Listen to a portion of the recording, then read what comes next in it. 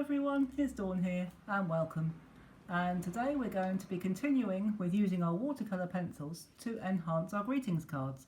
And there's going to be a lot of watercolour pencil on this project. This is just one, and we're going to be using it to create layers, or not so much layers, but frames, layered frames for our greetings cards. And I've already put some colour on once because I'm sure you've seen me do this before, or if not, you've seen other people do it before. So I'm going to shade on a second tone. This will be a colour scheme of yellow and pink eventually. I've done all the other frames because you don't want to see me do the same thing over and over again, I'm quite sure of that. So we're just going to scribble this on quite loosely actually, because we want a sort of mottled or marble effect for this, just to give our frames for card making a bit more interest. So we're going to do this. We're going to apply the water, and we're going to start at the bottom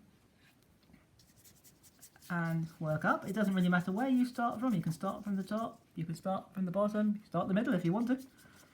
And we're just going to blend this. It doesn't matter if some of the pencil strokes show because it will add a little bit of texture.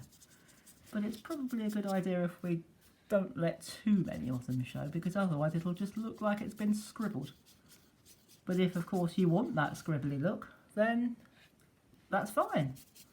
It's really up to you. So there's so much versatility you can do, and I'm just going to quickly go up to the top. I could have used a bigger brush than this, but never mind.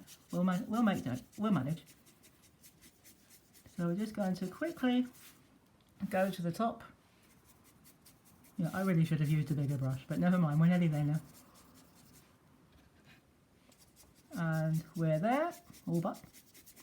And we're going to keep going, just that little corner there, and we are done. Yay!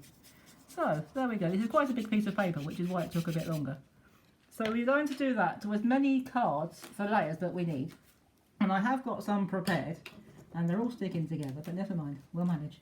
Right, now it's sticking to me.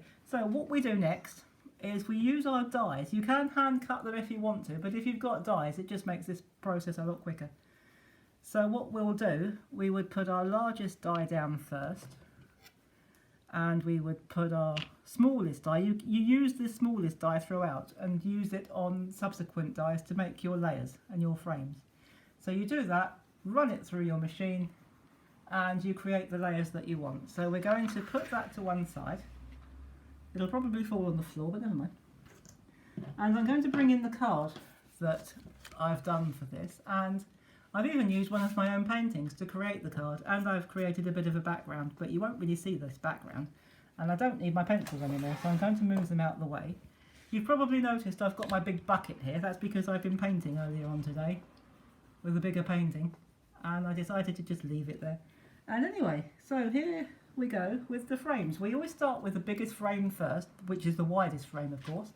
And this one's our yellow frame, and I've put them on with foam pads, not foam tape this time. I've used foam pads so that we don't get quite so much dimension, because I've got 4 frames here.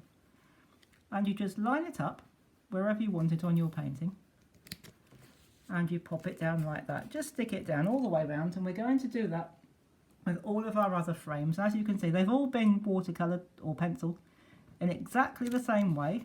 So we just do exactly the same process and then cut it out. We'll bring in our other layers, and you can see these lovely frames building up as we go along. And I have got one more frame that I did, and I really had to cut this down into little bits, this foam tape or foam pads, because this last frame is so thin. So you do have to be slightly more careful with the thinner frames because they're a bit fragile. And obviously that one's going to stand in landscape mode. And I have made a flower, but to be honest with you, I'm not sure that we need it. We could either put it on or leave it off. What do you reckon? On or off? On or off? On the other side of the studio, someone's telling me off. Well, I'll tell you what I'm going to do. I'm going to put it on, but gently. I'm not going to press down too hard, because then I can take it off if I want to. I think you might be right, actually. But once it's done, you can stand it up, and you've got a very acceptable card. And then if we lay it down again, that's what it looks like. So you're looking through the frame. I'm going to leave that flower there for now. And so I hope you've enjoyed this, and it's given you another idea as to how to add layers to your greeting cards when you make them with your watercolour pencils. So do have a go with that. They're good fun and easy to do. A bit time consuming, I have to warn you, but it is good fun. So have fun with your painting and your pencils and your card making and any art and craft projects that you happen to be doing. Stay safe, and I'll see you very soon. Bye bye for now.